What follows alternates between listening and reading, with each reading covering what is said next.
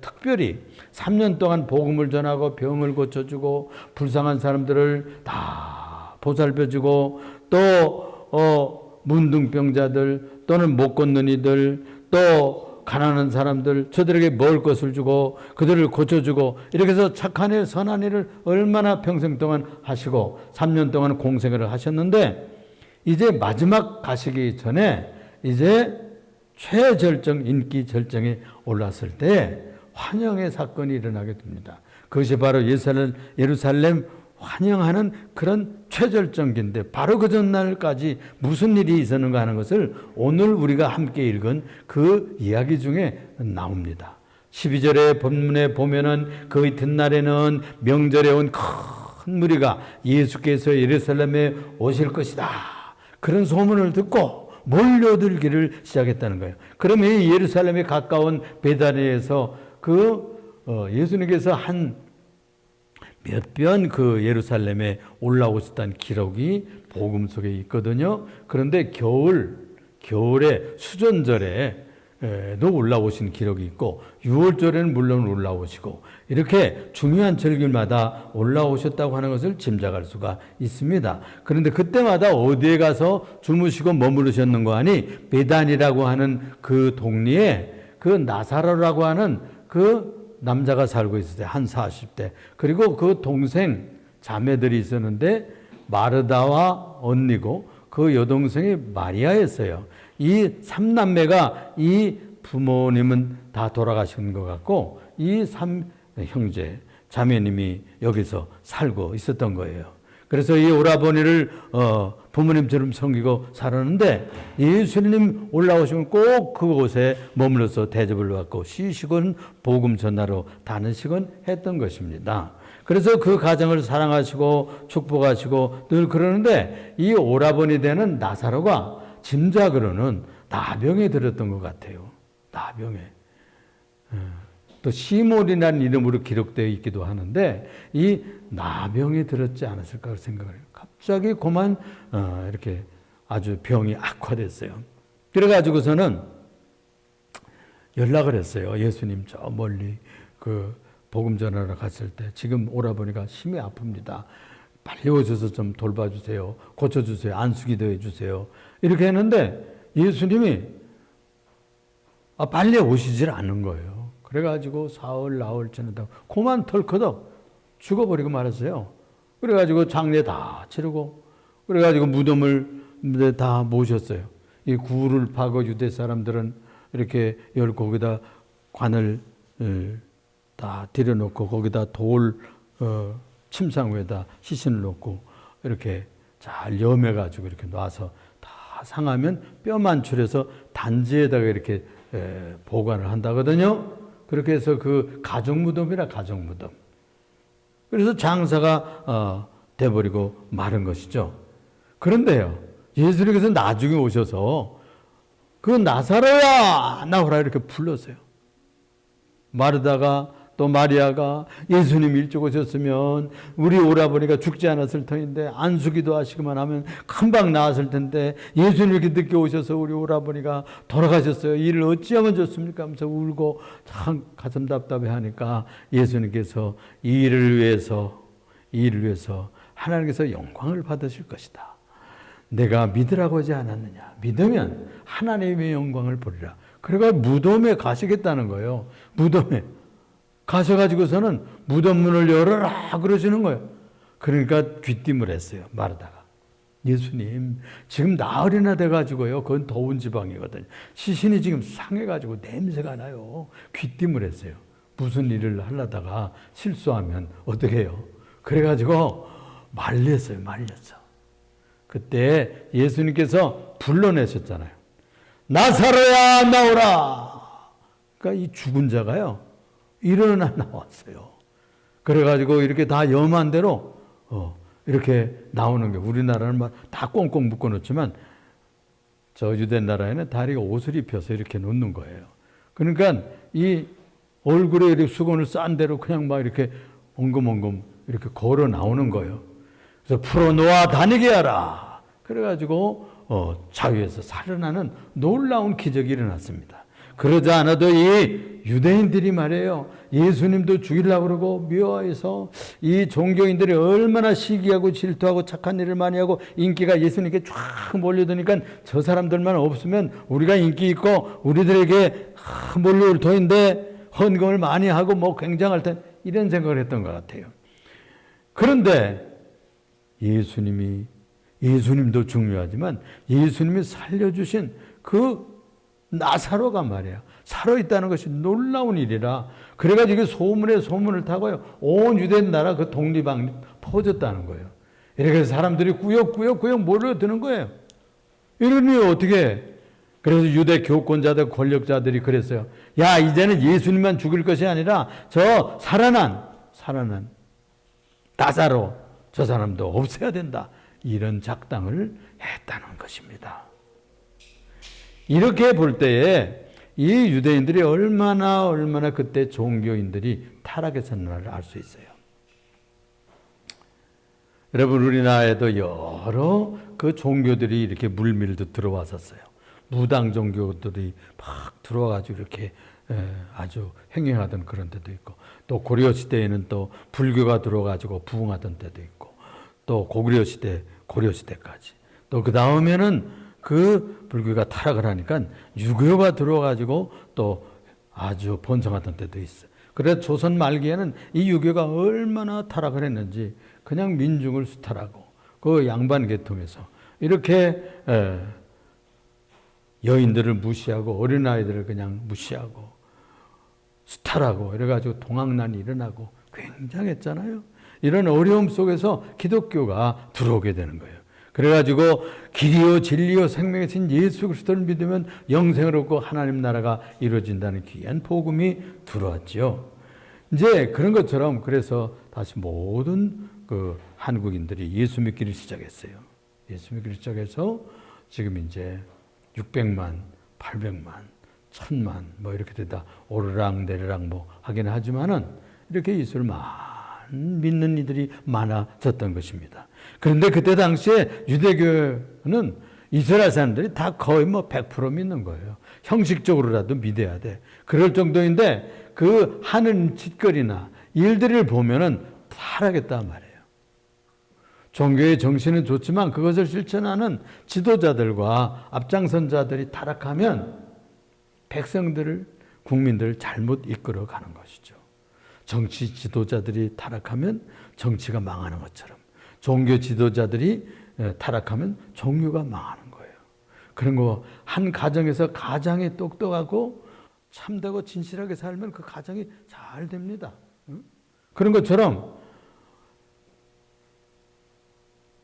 교회의 머리 대신 예수 그리스도가 살아계신 하나님 아들의 그 진리의 복음을 전파하니까 많은 사람들이 예수 믿고 죽은 자가 살아나고 병든 자가 낫게 되고 가난한 사람들에게 살 길이 열리고 낙심절망했던 사람들에게 소망이 생기고 또 무시멸치 천대받던 어린이들과 여인들에게 큰 소망을 주었던 것이에요. 그래서 이 복음의 힘, 예수의 복음의 힘이 그렇게 좋은 것이죠. 그래서 이 사악한 종교로 타락했던 것을 알 수가 있는 것이죠. 또 여기도 볼 것 같으면 재밌는 얘기가 나오는데 그 마르다가 그 예수를 위해서 잔치를 벌였어요. 왜냐하면 오라버니가 지금 무덤에 죽어서 나흘이나 됐는데 예수님이 가서 살려주었어요. 그래서 잔치를 벌여서 잔치. 예수님을 위해서 너무나 감사하고 너무나 좋아가지고 잔치 벌리고 온 동네 사람들을 모으고 잔치를 했어요. 그런데 그 중에 그 동생 마리아가요. 자기가 저축했던 그것으로 최고급의 향료, 요즘 말하면 향수죠. 최고급 향수인가 봐요. 그 300데나리온이라고 그러는데 여기서 그걸 깼어요. 깨가지고 예수님 식탁에 앉으셨는데 그 머리에 부어드렸어. 그 한 방울 저렇게 쳐가지고 향료를 내는 거잖아요. 옛날에 이 나드 향료는 굉장히 비쌌대. 그렇게 하니까 그 옆에 있던 예수님 팔아먹은 가룟 유다가 이런 얘기 했어요. 왜 그걸 그렇게 허비하는 거야? 이러면서 책망을 하는 거 있죠. 그걸 한 가난한 사람들한테 나눠주면 좋은데 한 300데나리온은 날갈 건데 300데나리온은 한 데나리온은 그때 하루의 임금이라고 그래요. 노임이라고 그래요. 그러니까 요즘에는 뭐 나가서 일하면 봉사를 하면 5만 원도 받고 7만 원도 받고 좀 일하는 남자분들은 10만 원, 또 기술자들은 15만 원, 목수되고 뭐 기술자들은 25만 원 막 이렇게 받아요. 그러니까 뭐 한 10만 원, 10만 원 치다가 해도 얼마입니까? 그게 300곱하기 10만 원 하면 상당한 돈이죠. 그렇게 비싼 거예요. 그런데 그걸 예수님의 머리에 팍 깨서 부었어요. 그러니까 향기가 온 그 집에 가득 찼고 그 잔치 분위기를 아주 화려하게 만들었습니다. 예수님께서 이 나무라는 유다를 향해서 그렇게 책망을 했던 거예요. 그의 마음을 낙심하게 하지 말라. 괴롭게 하지 말라. 그가 나를 위해서 귀하고 좋은 일을 행하였도다. 그가 나의 장례를 위해서 미리 준비하였구나 라고 말씀을 했어요. 그러니까 예수님은 사실 곧 후에 자기가 어떻게 죽을 걸 다 아셨어요. 그러니까 자기의 장례를 위해서 미리 그 마리아가 엄청난 향료를 그의 몸에 부었다. 이렇게 해석을 해주고 내가 좋은 일을 했다. 그래서 나의 복음이 전파되는 곳마다 이 여인의 행한 일도 전파되리라. 그렇게 말씀을 했던 것입니다. 그래서 이 마리아의 이야기는 예수님이 고난 주간에는 꼭 한 번씩 얘기가 되고 또 뭐 옷값 깨뜨리는 이야기를 헌신 예배할 때는 자주자주 얘기되는 얘기의 복음입니다. 이렇게 해서 예수님은 벌써 자기가 십자가 지시지도 않았는데 십자가 지고 가실 것을 아시고 각오하셨다는 것을 여기서 알 수가 있어요. 두 번째로 생각할 것은 뭐냐면 이 날을 종료주일이라고, 그 이튿날 종료주일이라고 하는데 왜 종료주일을 지키는 배경이 됐느냐 하는 것입니다. 그런 일이 있고 이튿날을 유월절이라, 그래서 예루살렘의 각지에서 큰 많은 무리들이 몰려왔어요. 명절이에요. 그래서 유월절은 우리나라의 해방절하고 같아요. 광복절. 그래서 외정치하에서 광복이 됐잖아요. 해방이 됐잖아요. 그래가지고 만세 부르고 굉장했잖아요. 36년 동안 이렇게 억압해 살다가 그냥 자유하니까 뭐 춤을 추고 꽹과리 치고 잔치하고 뭐 굉장했습니다. 자, 그런 것처럼 이스라엘 사람도 이집트, 애굽, 오늘날의 이집트, 거기에서 해방이 돼 나왔어요. 그날을 유월절이라 그럽니다. 그래서 잔치예요. 온 친척들, 가족들이 모여가지고 유월절 그렇게 제사를 드리고 유월절 그 식사를 같이 나눠요. 우리나라에도 제사하고서는 그 뭐 음복한다고 그러고 뭐 이렇게 나눠 먹고 그러잖아요. 그 유대 나라에도 그 풍습이 있는데 그게 언제 하느냐 하면은 유월절 날에 그걸 하던 거예요. 그래서 예수님이 지금 입성하는 날 바로 그날입니다. 그것을 지키기 위해서 왔던 많은 사람들이 몰려왔어요. 그래서 한 일주일 전 주일에 예수님이 들어가는 거예요. 어디로? 예루살렘 성에 들어가게 되는 것이에요. 그래서 이 명절에 기대를 가졌어요. 누가요? 유대인들이 예수님이 올라오시겠지, 예수님이 올라오시겠지. 아무래도 예수님이 올라올 거야. 소문이 나고 모든 사람들이 예수님이 올라오면 이번에는 환영해야지. 그래가지고서는 많은 군중들이 아예 그냥 그 예수님 오실 그 길목에 나가가지고서는 항상 해마다 베다니에서 주무시고 나온다더라. 그 소문까지 어떻게 알았는지. 그래서 베다니에서부터 이 예루살렘 성으로 들어오는 그 길에 쫙 서가지고서는 군중들이 깃발 흔들듯이 이 종려나무 가지를 들고 호산나 호산나 찬송을 하는 거예요. 그런데 이 호산나라는 말이 뭐냐면 구원해 주소서 우리를, 주여 우리를 구원해 주소서, 그런 뜻이에요. 동학난이 일어났을 때 농민들이 그냥 꽃갱이 들고 낫 들고 뭐 죽창 들고 막 일어났었잖아요. 그 동학난 할 때 민중들이 일어났어요. 그 사람들은 창 들고 일어났어요. 왜? 너무나 살기가 힘들어가지고, 너무나 우리 한국 국민들을 이 외정과 이 유교 조종해서 그냥 수트를 하고 이렇게 하니까 막 폭동이 일어났어요. 근데 지금 예수님이 우리 국민의 지도자가 되어 주십시오, 이런 뜻이라고 볼 수도 있어요. 주전 167년경에요. 그래서 독립을 했던 그런 시몬 장군이 있었어요. 마카비 혁명운동이 그 유대 나라에서 일어났거든요. 그때는 그리스라고 하는 히랍에 그 아주 강력한 군대가 들어와가지고 유대 나라를 억압했어요. 이집트에도 억압되어 있었지만 이 그리스에 억압되어 있었어요. 그때 독립운동을 일으켜가지고 군대를 일으켜가지고요. 히랍의 군대를 다 몰아냈어요. 싸워가지고. 그 사람이 개선 장군이 되어서 시므이라고 하는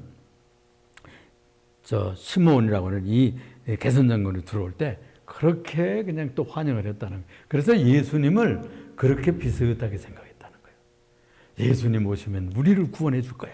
예수님 오시면 우리를 구원해 줄 거야. 하고서는 종려나무 가지 들고 호산나 호산나 우리 주여 어서 오십시오. 주의 이름으로 오시는 왕이여 우리를 구원해 주세요. 이런 날이라고 해서 이 주일을 지키는 거예요. 그래서 종려주일이라. 그래서 우리가 기념을 합니다. 그런데 그 주일날 들어왔는데 그래서부터 월, 화, 수, 목, 금 6월절에 십자가에 돌아가시는 거예요. 십자가에.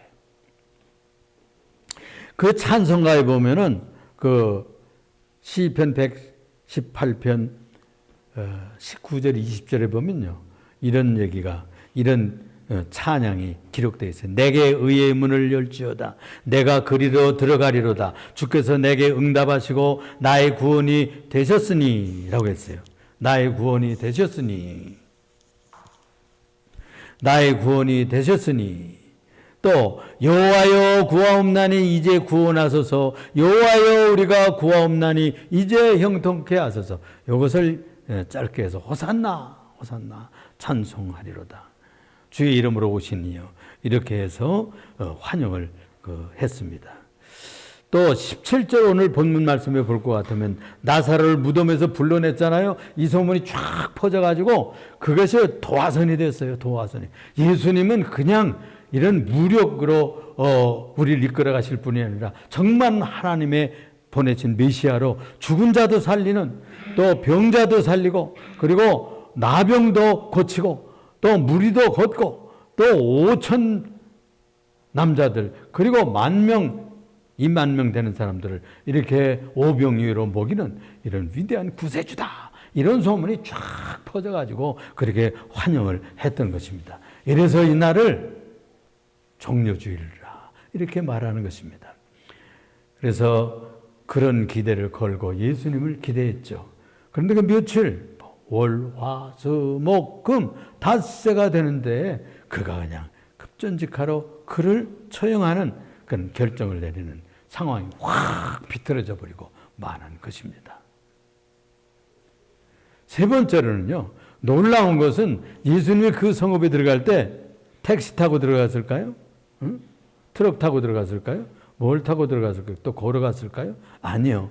나귀를 터덜터덜 타고 들어가셨어요. 옛날에 우리나라에도 나귀가 있었어요. 요즘에는 뭐 나귀들을 참 보기가 힘든데요. 동물원이나 가면 있죠. 근데 우리 시골에는 나귀들이 있었어요. 이 나귀들을 타면 이 나귀들이 말보다는 적고, 그래서 거기다 짐을 싣고 타고 다니기도 하는 그런 동물이죠. 그래서 예수님께서 그 나귀를 타고, 나귀가 뭐 본래 있어요? 그러니까 두 제자를 보내 건너동네를 가면 어디 가면 나귀가 묶여 있을 거야. 그러면 그 나귀를 풀어오너라. 그랬어요. 그 나귀를 가서 예수님 말씀대로 가서 풀러 갔거든. 여보, 당신들 왜 그거 나귀를 풀어 가는 거야? 풀어 가려고 그러는 거야. 아, 우리 예수님께서 잠깐 쓰고 보내주시겠대. 그래 빌려가지고 와서 빌려서 타고 예루살렘 성에 들어갔어요. 그런데 이게 무엇을 성취하는 것인 거 아니? 나중에야 이것이 무슨 뜻인지를 알게 됐어요. 이 말씀이 왜 일부러 그걸 빌려서 타고 나귀를 타고 들어갔을까? 이게 예언이 되어 있는 거예요. 예언이 되어 있어요. 스가랴서 9장 9절에 볼 것 같으면 이런 말씀이 있습니다. 시온에 따라 크게 기뻐할지어다. 예루살렘의 딸들아 즐거이 부를지어다. 보라 내 왕이 겸손하여 나귀를 타시니 나귀의 작은 것 곧 나귀의 새끼를 타셨도다. 그래서 겸손을 뜻하는 거예요. 예수님께서 말 타고 오지 않았어요. 예루살렘 점령할 때 말 타고 군대 이끌고 대포 쏘고 그냥 병거로 그리고 화 쏘고 막 칼 들고 오지 않았어요.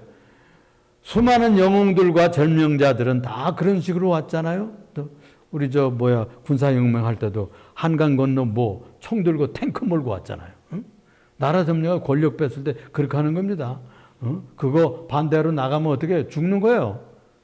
그런데 예수님은 글쎄 그 성읍을 점령할 때 나귀 타고 터덜터덜 농부처럼 또는 서단 선생님처럼 그냥 그 군중들이 환영하는 속에서 영접을 받게 되는 것입니다. 그래서 그분 첫 번째 의미가 뭐냐? 겸손하여 그랬어요. 그는 하나님의 아들인데 땅에 오셨어요. 누구를 위해서? 우리를 위해서. 그래서 겸손의 왕이다 그래요. 껐떡대고 자랑하고 말 타고 세단 타고 그렇게 오신 분이 아니에요. 또 그분은 이렇게 무슨 카페트 깔고 붉은 카페트 지금 대통령들도 깔고 막 비행기 내릴 때 또 어디 영접받을 때 저번에 아랍에미레이트 거기 가는데 보니까 막 영접하는데 카페트 깔고 이렇게 영접을 해 주더라고요. 그 나라에서. 지금도 그러잖아요. 그런데 예수님은 백성들이 또 자기를 환영하는 무리들 옷을 벗어서 깔고 또 그냥 거기에 나무 잎들을 깔고 이렇게 하는 거예요. 그래가지고 그분을 카페트 깔아서 영접한 게 아니라 백성들의 사랑과 겸손과 환영하는 사랑하는 마음으로 영접했다는 거예요. 그런데 그가 사실은 그 옷들 위에 주님의 피를 뿌리는 겁니다. 십자가 지시고 죽으심으로 보혈을 다 흘려서 모든 백성들의 옷에 피를 뿌리고 우리를 거룩하게 하는 그런 발걸음을 옮겨놓게 되는 거예요. 그래서 또 한 가지는 이 예수님은 사랑의 왕이에요. 사랑의 왕. 또 한 가지는 평화의 왕이에요. 전쟁하러 오시지 않았어요. 죽이러 오지 않았어요. 살리러 오셨어요. 그래서 예수님이 우리의 마음속에 오면 살아나는 거예요. 마음이 살아나고 영혼이 살아나고 또 우리들의 낙심이 다 사라지고 희망이 샘솟아요. 그래서 예수님이 오시면 그 가정이 복이 옵니다. 죽고 망하고 그리고 아주 다운되었던 그 가정에 예수님 모시고 살기 시작하면 살판나기 시작하는 거예요. 운명이 바뀌어 삶의 방향이 바뀌어요. 공부 못하던 청소년들 공부 잘하게 돼요. 마음이 울적하고 낙심하던 노인들에게는 새로운 소망이 생깁니다. 또 연약한 이들에게도 건강이 오고 기쁨과 축복이 와요. 그래서 예수님은 우리에게 평화예요. 평화. 평강이라고 그래요. 샬롬. 예수님이 오시면 그냥 해결이 되고 평화가 오고 이제는 될 것 같은 소망이 일어나고 그런 마음이 생겨요. 그리고 예수님이 오시면요. 어떤 왕이냐 하면 사랑이 와요. 남을 용서하게 돼요. 미워 죽겠었는데 아유, 그냥 봐주지 뭐. 그냥 지나가지 뭐. 아유, 별 수 있어 뭐. 이러면서 용서해. 나도 별로 잘하는 사람 아닌데 용서해야지 뭐. 나도 실수 안 하나. 그래가지고 용서하게 돼요. 그냥 봐주게 돼요. 예수님이 우리를 용서하셨듯이 그런 가슴이 우리들의 마음속에 샘이 솟아. 그래서 예수님이 오시는 이유입니다. 우리들의 가정에 우리들의 마음에 주 예수를 믿으라 그리하면 노한 내 집이 구원을 얻으리라. 우리 여기 간판에 보면 밑에 사인 계속 지나가죠. 주 예수를 믿으십시오. 그리하면 당신과 당신의 집이 구원을 얻을 것입니다. 그리고 맨날 사인 지나가잖아요. 응? 예린교회 그리고 밑에 붉은 사인이 지나가요. 주 예수를 믿으면 당신과 당신의 집이 구원을 얻습니다. 가문까지 구원을 얻습니다. 민족이 구원을 얻는 놀라운 역사가 일어날 것입니다. 이것을 예수님이 죽은 후에야 여기 19절에 보면 16절에 보면 제자들은 처음에 이를 깨닫지 못하였다가 예수께서 영광을 얻으신 후에야 그래서 제목을 거기서 잡았어요.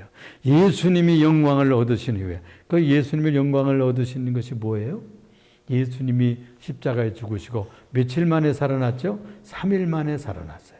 3일 만에 살아나서 승천하셨어요.